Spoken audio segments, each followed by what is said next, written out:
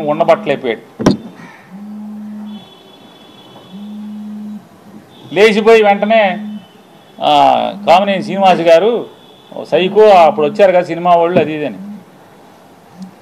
సాక్షాత్తు బాలకృష్ణ నాతో ఫోన్లో మాట్లాడాడు. నాతో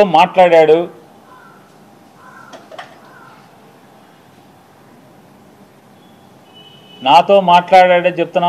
నాకు జన్మ ఇచ్చిన నా తల్లిదండ్రుల మీద ప్రమాణం చేస్తున్నా, నువ్వు చేయి నాతో మాట్లాడలేదని చెప్పాను.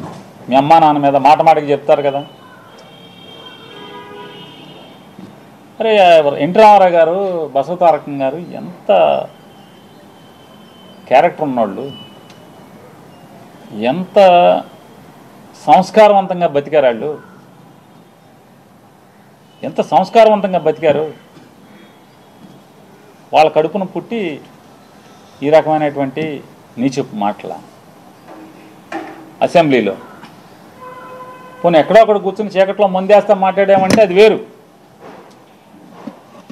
ఎవడో వీడియో తీసే ఫోన్లో తీసేశాడు బయట పెట్టేశాడంటే అర్థం ఉంది. అసెంబ్లీలో మాట్లాడతారు.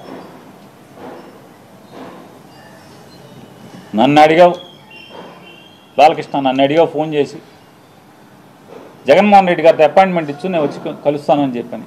అఖండ సినిమా కోసం మిరియాల రవీందర్ రెడ్డి ఆయన ఎవరో ఉన్నాడు, నా దగ్గరికి వచ్చాడు. నన్ను అడిగి 10 మందితో మాట్లాడించి అపాయింట్మెంట్ తీసుకుని నా దగ్గరికి వచ్చాడు. సార్ మా హీరో గారు మాట్లాడుతా అంటున్నారు, కొద్దిగా మాట్లాడండి సార్ అన్నాడు. మీకు అభ్యంతరం అన్న, నాకే అభ్యంతరం లేదు, మాట్లాడండి, నేను మంత్రిని, మాట్లాడాలి, బాధ్యత, మాట్లాడించండి అని మాట్లాడావు. జగన్మోహన్ రెడ్డి గారు ఎట్లా ప్రవర్తించాడు నేను వెళ్ళి అడిగితే, సార్ బాలకృష్ణ ఫోన్ చేశాడు సార్ వస్తాడంటే మిమ్మల్ని కలుస్తా అంటే కొద్దిగా అపాయింట్మెంట్ ఇవ్వండి అని అడిగాను. ఏ బాలకృష్ణ? చంద్రబాబు నాయుడు బామ్మర్ది. అవునండి ఆయన బామ్మర్ది. మన దగ్గరికి ఎందుకు, ఏం పని ఏంటి అంటాను. అఖండ సినిమాకి లీనియంట్గా ఉండాలంట. వాళ్ళు బ్లాక్లో అమ్ముకుంటారు టికెట్లు, ఎక్కువ షోలు వేసుకుంటారు, బాగా సినిమాకి ఎక్కువ ఖర్చు అయిందంట.